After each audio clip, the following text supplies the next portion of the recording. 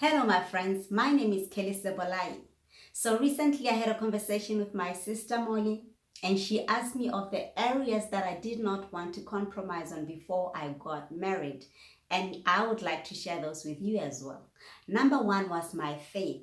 I did not want to compromise on my faith. I needed a partner not only who understood my faith, but who was of my faith. Yes, I was not willing to compromise on my belief in God because that is the sole reason why I was able to overcome some of my upbringing challenges or my past, which I was not comfortable with. My faith in God really helped me because without it, I felt like I would be losing a portion of myself, which is very precious to me. You see, if you take away my faith, you take away my reason to be, because I believe the reason for which I was created was to solely serve God, and it is for this reason that I was not willing to let go of this part of me for whatever reason. So my partner had to be of the same faith as I, no compromise. Absolutely none. And the interesting thing is that I just wanted somebody that loved God and believed in this faith as a Christian, but not necessarily somebody that went to the same church as I, because I was also scared of people that are attached to traditions of the church and not necessarily to the authentic faith in God. There's a huge difference. So even if we went to the same church, or even if somebody went to church, I still went deeper to assess how much they trust God and how much of themselves they have really let go of unto God, and how much they hold on to faith in God. That was number two. That was number one. Number two would be my individual journey. I didn't want somebody to come and invade my space in a way that would compromise my search for self, because I got married at the age of 26. For me, I was young.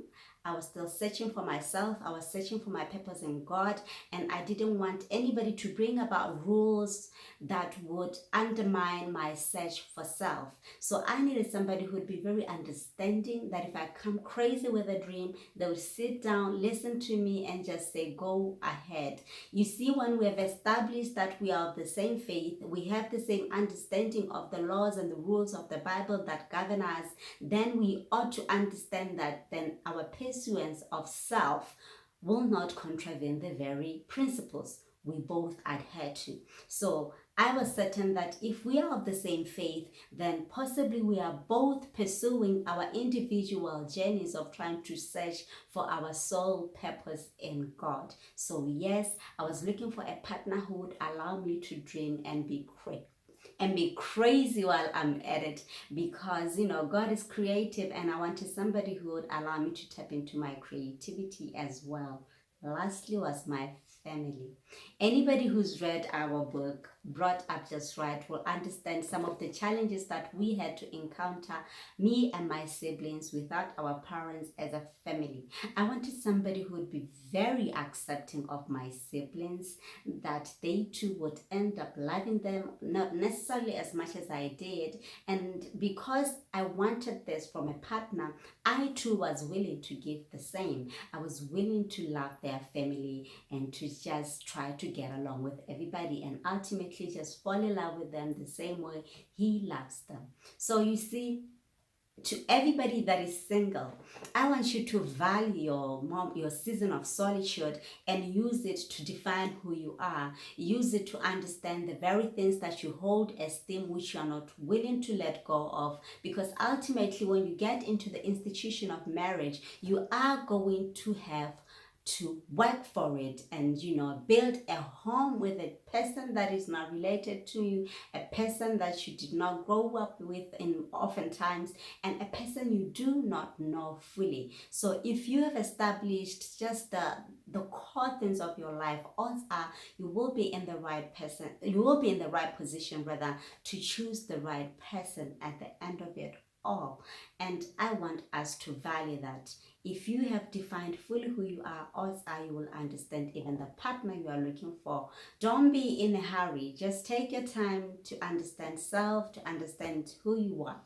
Now, I will be doing the next video I'll be doing will be on the 3 things that I had to do, which I feel I need to share because they are a must before you get married. Well, they were a must for me. I see how they are adding value in my marriage. I've been married for only 7 years. I feel like I'm still growing in this institution. So I'll be sharing a video on that. If you are interested in my future videos, subscribe, and you will see more of those. And lastly, if you'd like to follow me on Twitter, on Facebook, and on Instagram, just get to the link below. Thank you.